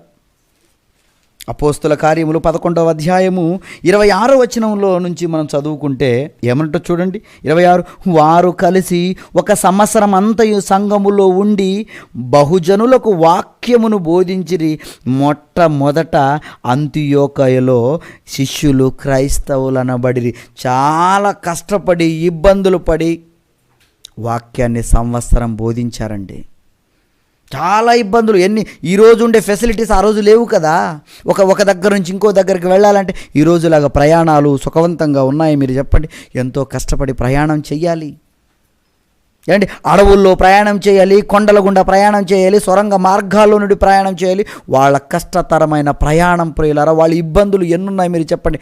అంత ఇబ్బందుల్లో కూడా ఏమండి, ఎన్ని ఇబ్బందులున్నా కూడా వాళ్ళు చక్కగా ప్రియులారా ఒక సంవత్సరం అంతా వాళ్ళు పనిచేశారు. ఏమండి, దేవుని మాటలు చెప్పారు. మరి అలాంటి దేవుని మాటలు చెప్పిన వీళ్ళు ఇదిగో మొట్టమొదటిగా క్రైస్తవులు అనబడ్డారు. ఇదిగో మనం క్రైస్తవులం. ఇలా క్రైస్తవులంగా ఉన్న మనం ఏమండి విభేదాలు కాకూడదు. ఇదిగో అపోస్తల బోధ యందును, సహవాసమందును, రొట్టె విరుచుట యందును, ఏమండి ప్రార్థన చేయుటందును ఎడతెగక ఉండాలని బోధించారు. అంతేకాదు విశ్వసించిన వారందరూ అని ప్రారంభిస్తాడు. అపోస్తల కార్యం 4వ అధ్యాయం 32వ వచనంలో వారు వాక్యం వింటున్నప్పుడు ఎలా ఉన్నారో తెలుసా? విశ్వసించిన వారందరూ ఏకాత్మయు, ఏక హృదయమును, ఏకాభిప్రాయం అన్నింటిలో కూడా అందరూ ఒక్కటి. ఎప్పుడు వాక్యం వింటున్నప్పుడు విన్నంతకాలం చక్కగా ఉన్నారండి. సంవత్సరం పాటు విన్నారు, చక్కగా ఉంటున్నారు. కానీ ఏమైందో తెలుసా? కొంతకాలానికే ఎలాంటి భేదాభిప్రాయాలు వచ్చాయో తెలుసా ప్రియులారా? ఏమండి, మొదటి కొరింథీయులకు రాసిన పత్రిక 1వ అధ్యాయము 12వ వచనం అండి. ఏమండి, వాక్యం విన్నారు ప్రియులారా. ఏక హృదయం ఉండాలి, ఏక తాత్పర్యం ఉండాలి, ఏక అభిప్రాయం ఉండాలి, అందరు ఐకమత్యంతో ఉండాలి. ఏమండి, చక్కగా ఒకడు ఎక్కువని ఒకడు తక్కువని ఏవి లేవన్నా అందరూ విశ్వాసం కలిగి ఉన్న వాళ్ళలో ఎలాంటి భేదాభిప్రాయాలు ఏర్పడ్డాయో ప్రియులారా రాస్తున్నాడు. చూడండి, కొరింథీయులకు రాసిన మొదటి పత్రిక 1వ అధ్యాయము 12వ వచనం అండి. 12వ వచనం ఏమని మాట్లాడుతున్నాడు చూడండి. ఏమండి, మీలో ఒకడు నా సహోదరులారా 11వ వచనం చదువుతున్నారు. ఏమండి, 10వ వచనం కూడా చాలా చక్కగా ఉంటుంది చూడండి. సహోదరులారా, మీరందరూ ఏక భావముతోనూ మాటలాడవలననియు, మీలో కక్షలు లేక ఏక మనస్సుతోనూ ఏక తాత్పర్యంతోనూ మీరు సన్నద్ధులై ఉండవలననియు మన ప్రభు అయిన క్రీస్తు పేరట మిమ్మల్ని వేడుకొనుచున్నారు. ఎందుకు వేడుకోవలసిన పరిస్థితి? విన్నారు కదా వాక్యం. వింటే ఏం లాభమయ్యా? ఆచరణలో పెట్టలేదు. సహోదరుల మధ్యలో గొడవలు, భేదాభిప్రాయాలు, ఒకరంటే ఒకరికి పడకపోవడం. ఎందుకయ్యా నీలో ఇలాంటి క్యారెక్టర్ వచ్చింది? ఎవడో నీలోకి వచ్చాడు. అందుకని చూడండి ఏం మాట్లాడుతున్నాడు కింద. నా సహోదరులారా, మీలో కలహములు కలవని మిమ్మల్ని గూర్చి క్లోయో ఇంటి వారి వలన నాకు తెలియవచ్చెను. మీలో ఒకడు నేను పౌలు వాడను, ఒకడు నేను అపోల్లో వాడను, మరి ఒకడు నేను కేఫా వాడను, ఇంకొకడు నేను క్రీస్తు వాడని చెప్పుకొనిచున్నారని నా తాత్పర్యము.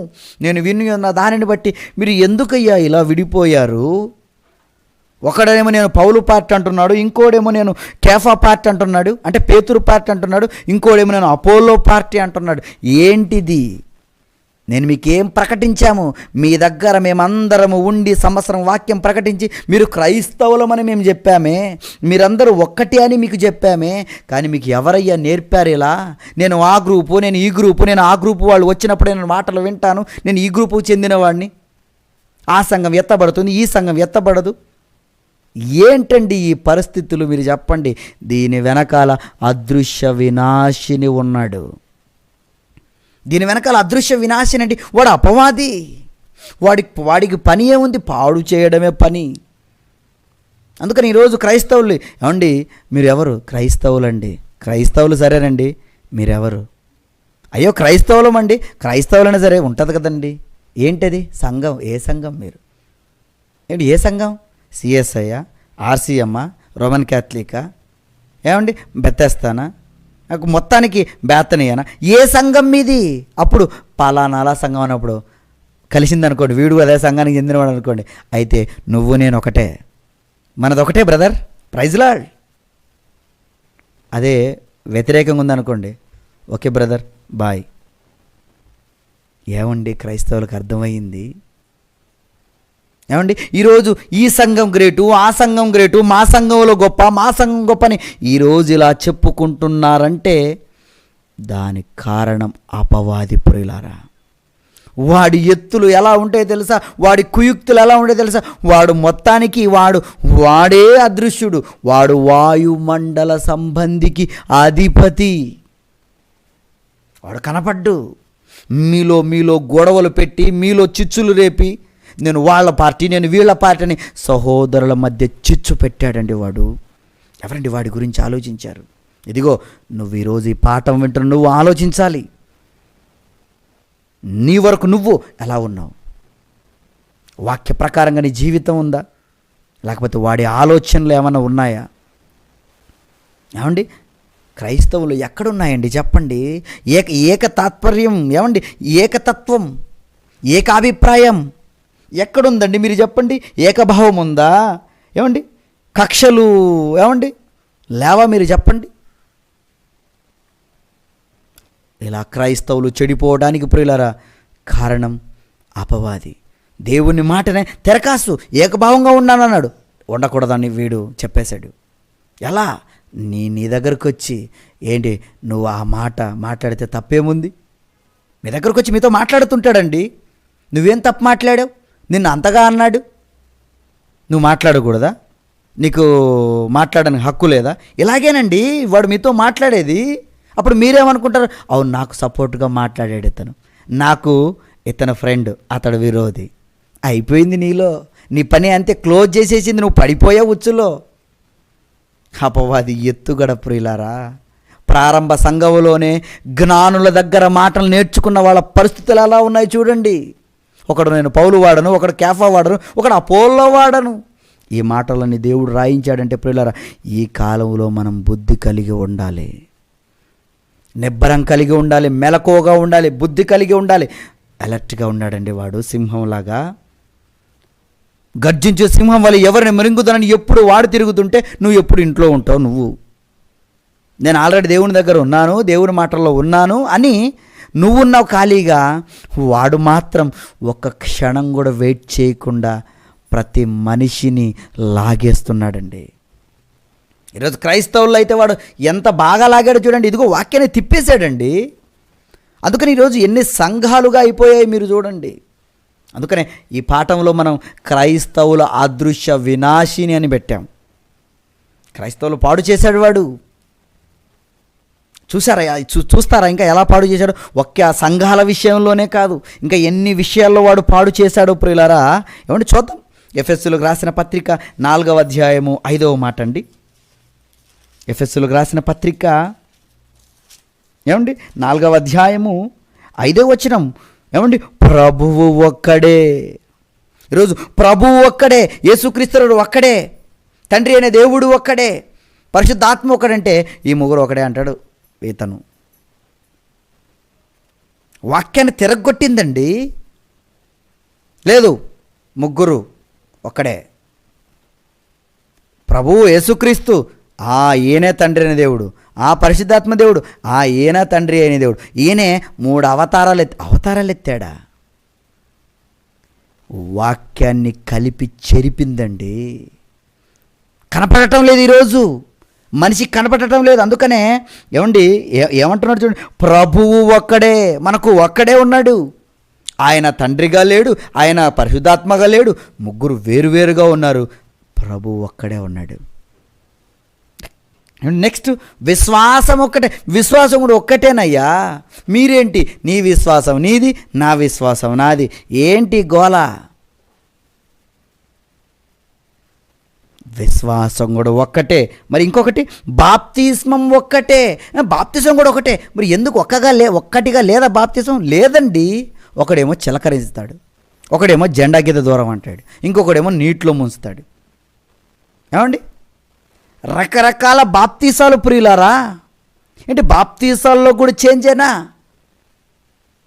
దేవుడు ఒక్కడే అంటే ఆ ఒక్కడు కాదు, మేము ఇంకా ఎంతోమందిని నమ్మేస్తాం. దీంట్లో కూడా తేడానేనా?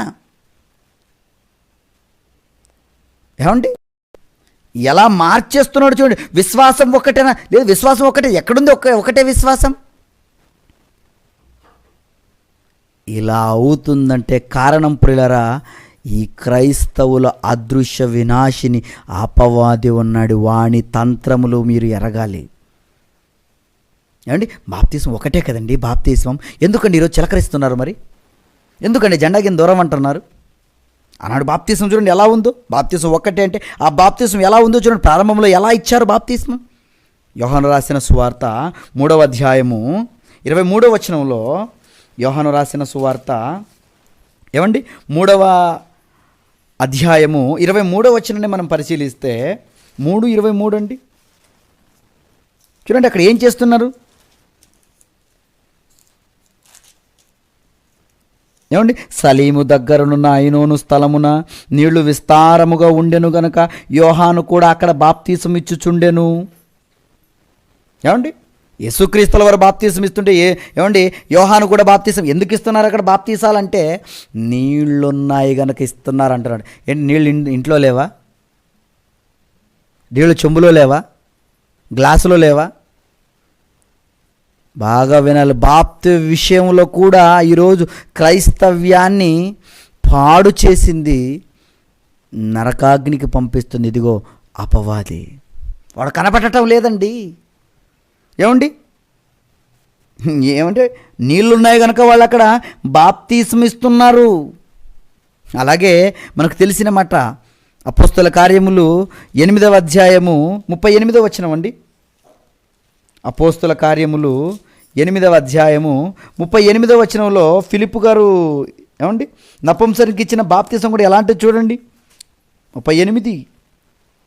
త్రోవలో వెళ్ళుచుండగా నీళ్లున్న ఒక చోటికి వచ్చినప్పుడు నపుంసకుడు, ఇదిగో నీళ్లు, నాకు బాప్తీసం ఇచ్చుటకు ఆటంకమేమని అడిగి రథము నిలుపమని ఆజ్ఞాపించెను.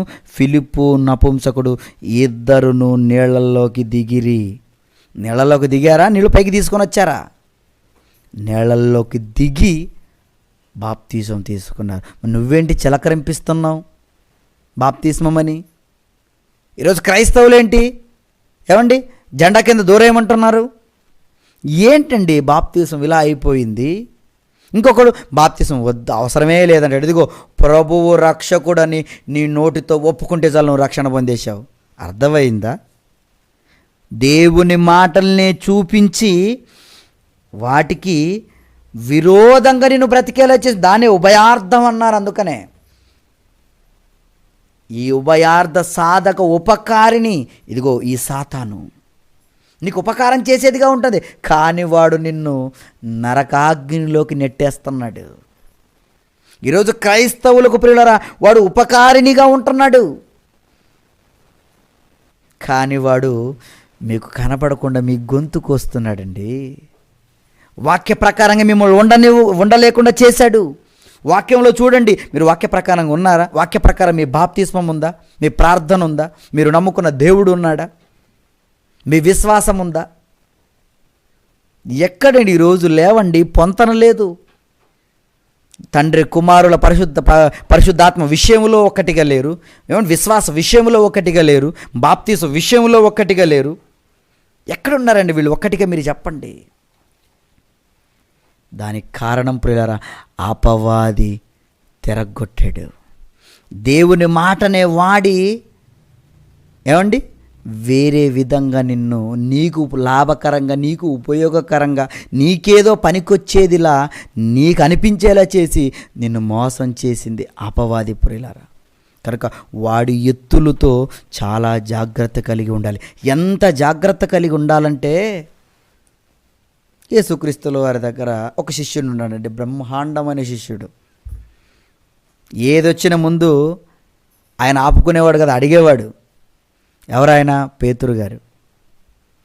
ఏమండి, యేసుక్రీస్తుల వారు మాట్లాడుతూ, ప్రజలు నా గురించి ఏమనుకుంటున్నారయ్యా, నేను ఎవరనని చెప్పుకుంటున్నారు అని శిష్యుల్ని అడిగాడు. అప్పుడు శిష్యుల్లో అందరూ కూడా కొందరు ఏలియా అనుకుంటున్నారు, కొందరు ఏమండి మోషే అనుకుంటున్నారు, ఇంకొంతమంది ప్రవక్తల్లో ఎవరో ఒకడవని అనుకుంటున్నారయ్యా మిమ్మల్ని అని అన్నప్పుడు, సర్లే కానీ మీరేమనుకుంటున్నారో చెప్పండి అని యేసుక్రీస్తులు అన్నప్పుడు, అప్పుడు మొట్టమొదటిగా పేతురు గారు, నువ్వా జీవము గల దేవుని కుమారుడవయ్యా నువ్వు అనగానే యేసుక్రీస్తుల వారు, నిజంగా పేతురు నువ్వు చాలా గ్రేట్ అయ్యా, ఈ సంగతి నీకు దేవుడే బయలుపరిచాడు కానీ నరులు కాదు.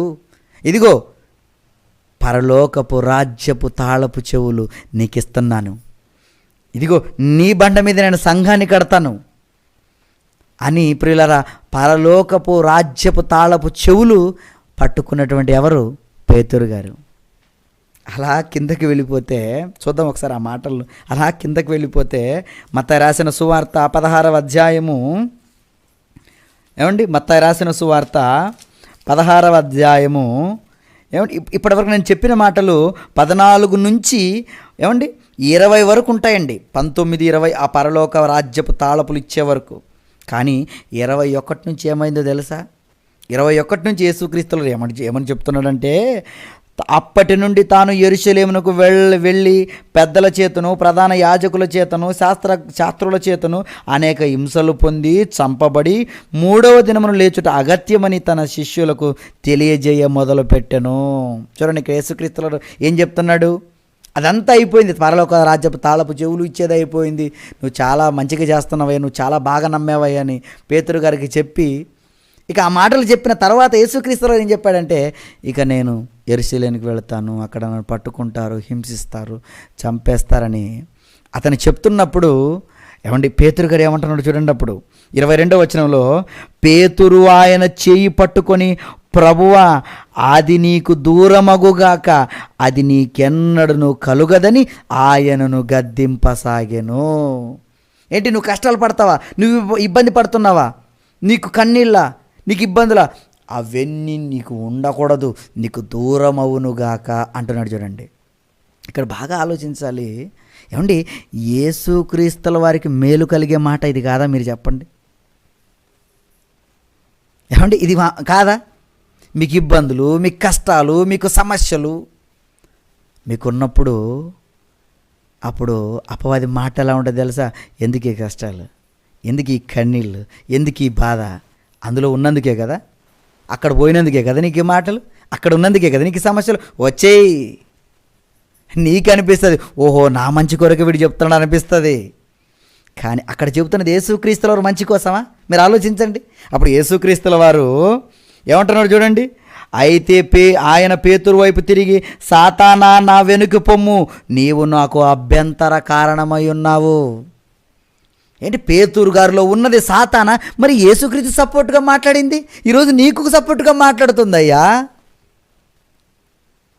ఒకనాడు యేసుక్రీస్తులకు సపోర్ట్గా మాట్లాడింది అపవాది. ఎలా?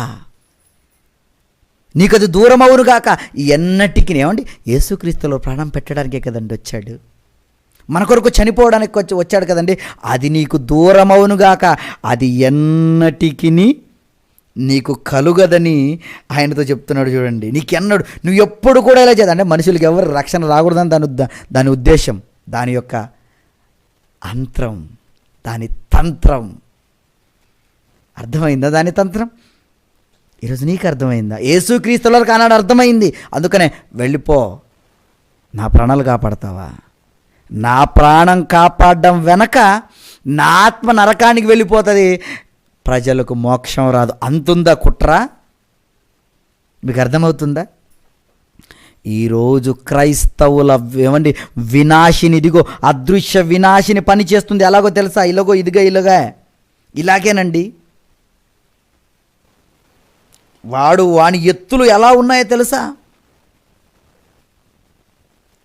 ఎందుకు? సత్యమైన వాక్యం, ఆ వాక్యే ఇక్కడే ఇదే విను, ఇదే వాక్యం అయ్యగారు చెప్పారు. ఆయన చెప్తే నీ కోసమే చెప్పారు కదా, నీ మంచి కోసమే చెప్పారు కదా. వాక్యం మీద పట్టు లేదండి. ఈరోజు సంఘాల మీద, సంఘ సహవాసాల మీద పట్టు వదిలి అక్కడి నుంచి రాలేకపోతున్నారు చాలామంది, సత్యమైన వాక్యం తెలిసిన తర్వాత కూడా. కారణం, వాడు గాలం వేశాడండి, వాడు వల వేశాడండి. కనుక వాడి ఎత్తులు, వాడి పై ఎత్తులు ఎలా ఉన్నాయో క్రైస్తవులారా మీరు పసిగట్టాలి, మీరు గమనించాలి, జాగ్రత్త పడాలి. ఆనాడు పేతురు గారిలోకి వచ్చి యేసుక్రీస్తుల సపోర్టుగా మాట్లాడుతుంటే యేసుక్రీస్తుల వారు కాబట్టి కనిపెట్టారు. కానీ మీరైతే కనిపెడతారా? మీ పక్కన ఉన్నవాళ్ళు మీతో మాట్లాడినప్పుడు మీరు కనిపెట్టగలరా? మీలో వాక్యం ఉంటే మీరు కనిపెట్టగలరు. యేసుక్రీస్తు మేలేనండి, సిలువ మరణం తప్పించేదిగా ఉందండి మాట. లేదు, నేను కష్టాలు, ఇబ్బందులు, సమస్యలు ఎదుర్కోవాలి. నువ్వు వెళ్ళిపో, నాకు అభ్యంతరం అయి ఉన్నావు, వెనక్కి వెళ్ళిపో సాతానాన్ని గద్దించాడండి. కనుక ప్రియులారా, దాని మోసం, దాని కుయుక్తి ఎలా ఉందో చూడండి, పసిగట్టాలి. అందుకనే దేవుడు వాక్యాన్ని కూడా ప్రియులారా చాలా జాగ్రత్తగా పరిశీలించాలని చెప్తున్నాడు. చాలా మీరు పసిగట్టాలి. మీరు ఏం మాట వింటున్నారు? చెవులతో కదా వింటున్నారు. ఆ చెవి మాటలు పరీక్షిస్తుందా? యోబు గ్రంథము 34వ అధ్యాయము ఏమండి, చెప్పుడు మాటలు విని మోసపోకండి ప్రియులారా. ఆ మాటల్లో ఎంతవరకు వాస్తవం ఉంది, ఆ మాట నిన్ను ఎంతవరకు దేవుని దగ్గరకు నడిపిస్తుంది, ఎంతవరకు ఆ మాట నిన్ను పరలోకానికి చేరుస్తుందన్న విషయం నువ్వు గమనించాలి. ఏమండి 34వ అధ్యాయం యోబు గ్రంథము ఏమని రాయిస్తున్నాడు చూడండి దేవుడు. ఏమండి 34వ అధ్యాయము యోబు గ్రంథము 34వ అధ్యాయము 3వ వచనంలో మాట్లాడుతూ ఏమండి, చెవి మాటలను పరీక్షించును. నీ చెవి మాటలు పరీక్షిస్తుందా? ఒకనాడు యేసుక్రీస్తు చెవి మాటను పరీక్షించిందండి. పరీక్షించింది కనుకనే సాతానా అన్నాడు, వెళ్ళిపో అన్నాడు, వెనుకకు వెళ్ళిపో, నువ్వు నాకు అభ్యంతర కారణమై ఉన్నావు. ఈ మాటలు చెప్పి ఏంటి నన్ను దూరం చేయాలనుకుంటున్నావా? శాశ్వతంగా రక్షణ రాకుండా చెయ్యాలనుకున్నావా అని దాన్ని నెట్టేశాడు. మరి ఈరోజు ఎన్నో మాటలు నీ చెవిలో పడుతున్నాయి కదా. ఎలా ఉన్నాయి ఆ మాటలు? సంఘానికి చేరువ చేసేలా ఉన్నాయా? దేవుని మాటలు విని పాటించేవిగా ఉన్నాయా? నిన్ను దూరం చేసేవిగా ఉన్నాయా? పాపం తెలియదండి అమాయకులు క్రైస్తవులు. అదృశ్యుడు మోసం చేస్తున్నాడని తెలియక గీతలు దాటేస్తున్నారండి, వెళ్ళిపోతున్నారండి. ప్రియులారా గమనించాలి. ఇదిగో ఈ పాఠాన్ని Bible open university India international వాళ్ళు పెట్టడానికి కారణం మీరందరూ బైబిల్ మీద పట్టు కలిగి ఉండాలి. వాడి యొక్క మాయలోనికి మీరు వెళ్ళిపోకూడదు. ఇదిగో ఈ విద్యను మీరు అభ్యసిస్తున్నారు. ఇప్పుడు ఇంకొన్నేళ్ళు అయిపోతే మాస్టర్ డిగ్రీ అయిపోతుంది మీది. అప్పుడు మీరు పట్టభద్రులై లోకములోనికి వెళ్ళినప్పుడు వాడు మీకు ఆశలు చూపిస్తాడు. మీరు పడిపోతారా? వాడి తంత్రములను మీరు ఎరిగిన వారు గనక పడిపోకూడదు. ఏమండి, అందుకనే చెవి మాటలను పరీక్షించాలి. ఎవరు ఏం మాట్లాడుతున్నారో ఏమండి అలా పరీక్షించాలని ఎన్నో మాటలండి. మార్కు రాసిన సువార్త 4:24లో మీరు చూస్తే మీరు ఏమి వినుచున్నారో జాగ్రత్తగా చూసుకోండి అంటాడు. ఎందుకు జాగ్రత్త? మోసం చేస్తాడు మరి వాడు మిమ్మల్ని గుచ్చి లాగేస్తాడు మరి. కనుక జాగ్రత్త అన్నాడు. మార్కు రాసిన సువార్త 4:24లో ఉన్నటువంటి మాట జాగ్రత్త. ఆ జాగ్రత్త లేనందుకే ఏమండి ఎంతోమంది చచ్చిపోతున్నారు. జాగ్రత్తగా ఉండాలి. యోహాను రాసిన సువార్త 13వ అధ్యాయము 2వ వచనంలో క్రీస్తు దగ్గర ఉన్న అపవాది మనసులోనేవాడు ఏమండి అపవాది యోహాను మనసులోని ఆలోచన తెప్పించాడు ఇస్కరియోతు యూదా మనసులో. మీకు అర్థమవుతుందా? యోహాను రాసిన సువార్త 13వ అధ్యాయం 2వ వచనంలో ఇస్కరియోతు యూదా హృదయములో ఆలోచన పుట్టించుతారు చూడండి. ఎవరు? అపవాది. ఆ ఆలోచనని కాస్త ఆచరణలోకి పెట్టాడు. ఆలోచన తనకు మంచిదే, డబ్బు వస్తే తనకు మంచిదే, వెండి నాణ్యాలు వస్తాయి తనకు మంచిదే, కానీ ఏం లాభం? ఆత్మ దేహంతో కూడా నరకంలోకి వెళ్ళిపోతుంది కదా. తర్వాత యుగ యుగములు ఏమండి కాలాలి కదా అక్కడ. అది జ్ఞాపకం రాదా? అది జ్ఞాపకం చేయించదది. అదృశ్య వినాశిని కంటికి కనపడకుండా చంపేస్తుందండి అది. కనుక దాని విషయంలో జాగ్రత్తగా ఉండాలి. మీరు దాని విషయంలో నిబ్బరం కలిగి ఉండాలి, ధైర్యంగా ఉండాలి, మెలకువతో ఉండాలి ప్రియులారా. ఎందుకంటే వాడు కనపడే దొంగ కాదు కదా. కనపడేవాడైతే ఎలాగైనా కొట్టేయచ్చు కదా. కనపడకుండా కొడుతున్నాడండి. కనుక జాగ్రత్త. క్రైస్తవుల వినాశిని వాడు. ఎవడైనా వచ్చి ఇదిగో మీరు దేవుణ్ణి నమ్ముకుంటే మీకు కష్టాలు ఉండవు, మీకు పెళ్ళిళ్ళు అవుతాయి, మీకు పిల్లలు పుడతాయి అన్నాడా? వీడు అదృశ్య వినాశిని. కన్ఫర్మ్ చేసుకోండి. నీకు అర్థమవుతుందా? ఎవరైనా వచ్చి నీవు క్రైస్తవుడైనందుకు బాధ అనుభవించాలి. నీవు క్రైస్తవుడుగా ఇదిగో క్రీస్తునందు సద్భక్తితో బ్రతుకను ఉద్దేశించిన ఎడల హింస పొందుతావు. నీకు ఈ మాటలు గాయం కలగవచ్చు, కానీ ఈ మాటలు నేను బ్రతికిస్తాయి అని నిన్ను వాక్యంతో ఎవరు నిలబెడుతున్నారా? నిలబడు. ఎన్ని ఇబ్బందులు వచ్చాయా? వదిలేయి. కష్టాలు వచ్చాయి, వదిలేయి. అలా సాగిపో భక్తిలో. అంతేకాని నీకు సపోర్టుగా నీ రోగాలు పోతాయి, ఇబ్బందులు పడతాయి, ఆస్తులు వస్తాయి, అంతస్తులు వస్తాయి, మేలు కరుగుతుంది నీకు దేవుని నమ్ముకుంటే భూమి మీదని భూ సంబంధమైన వాటిని మీకు చూపించి ఎవరైనా ఉసిగొలిపారా? వీళ్ళనే అపవాది వాడుకున్నాడని మీరు ఇట్టే పసిగట్టండి. కనుక ప్రియులారా, ఉభయార్థ సాధక ఉపకారిణి క్రైస్తవుల అదృశ్య వినాశిని ఇదిగో అపవాది మోసం చేశాడు. వాని ఎత్తులు వాడి పై ఎత్తులు కనపడడు. కనుక బీ అలర్ట్, జాగ్రత్తగా మీరందరూ భక్తిలో కొనసాగాలని, వాడి యొక్క ఎత్తులకు పై ఎత్తులకు అడ్డుకట్టలు వేసి నిజాయితీగా దేవుడు కోరుకున్న సేవకులుగా మీరందరూ తర్ఫీదును పొంది భక్తులుగా ఉండాలనే ఈ మాటలు ప్రియులారా. కనుక ఈ మాటలు మీకు అర్థమై నమ్ముతున్నాను. ప్రార్థన చేసుకుందాం. కళ్ళు మూసుకోండి.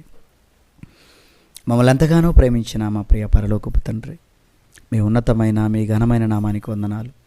ఇదిగో నాన్న, అపవాది వాడు ఎలా ఉభయార్థంగా ఉపకారిణిగా మాకున్నాడు, వాడి యొక్క ఎత్తులు పై ఎత్తులు ఎలా ఉన్నాయి ఈరోజు మానవుడు తెలుసుకోలేక వాడి యొక్క ఉచ్చులో వాడి యొక్క వలలో పడ్డారు. అందుకనే వాడు గంతులు వేస్తున్నాడు. మేము వాడి ఉచ్చులోకి వెళ్లకుండా నాయన జాగ్రత్తగా ఉండాలనే యేసుక్రీస్తుల వారి ద్వారా మీరు మమ్మల్ని రక్షించారు. ఇలా రక్షింపబడ్డ మేము కూడా మళ్ళీ వాడు ఉచ్చులోకి వెళ్ళిపోతున్నామా? నిజంగా వాడు సులువుగా చిక్కులు పెట్టేస్తాడు మమ్మల్ని, మాకు లాభసాటిగా ఉంటుంది, కానీ వాడు మా వినాశనానికి మమ్మల్ని నడిపిస్తాడు. కనుక ఎన్నో విషయాలు మీ గ్రంథంలో నిగూఢమైన విషయాలను, వాడి గురించిన విషయాలు మీరు రాయించిచ్చారు. కనుక నాయన వాడు మాకు ఎలాగైనా సరే ఎర పెడతాడు, మమ్మల్ని లాగాలనే చూస్తాడు. కనుక వాడి ఎరలకు మేము పడిపోకుండా నిజంగా నాయన మీ యందు భయము భక్తి కలిగిన ఆయన నిజాయితీతో వాక్య ప్రకారంగా మమ్మల్ని మేము సరిచేసుకున్న ఆయన తగ్గించుకొని ముందుకు నడవటానికి కావలసినటువంటి సహాయమును దయచేయండి. ఇదిగో నాన్న, ఇంతటి జ్ఞానానికి మమ్మల్ని వారసులుగా చేసినటువంటి ఆత్మీయ తండ్రి గారిని జ్ఞాపకం చేసుకోండి. అలాగే నాయన ఈ కర్ణాటక ప్రాంతంలో ఈ పని మా మీద నాయన వేసి ఈ పనిని కూడా మీరు చెయ్యాలి, మీరు చేస్తే బ్రతుకుతారని మమ్మల్ని పురికొల్పుతూ పనిలో నడిపిస్తున్నటువంటి మరి రామన్నయ్యని బట్టి వారి కుటుంబాన్ని బట్టి వందనాలు చెల్లిస్తూ, ఈ జ్ఞానం నేర్చుకుంటున్న పిల్లలందరిని బట్టి వందనాలు చెల్లించుకుంటూ, ఇదిగో నన్ను ముందున్న తరాల్లో ఇంకా గొప్పగా మీ జ్ఞానాన్ని మేము ప్రకటించడానికి మీ తోడు మీ సహాయం మాకు దయచేస్తారని నమ్ముతూ ఈ ప్రార్థన యేసుక్రీస్తు నామములో అడిగి వేడుకుంటున్నాము తండ్రి. ఆమేన్. ఓకే, అందరికి వందనాలండి.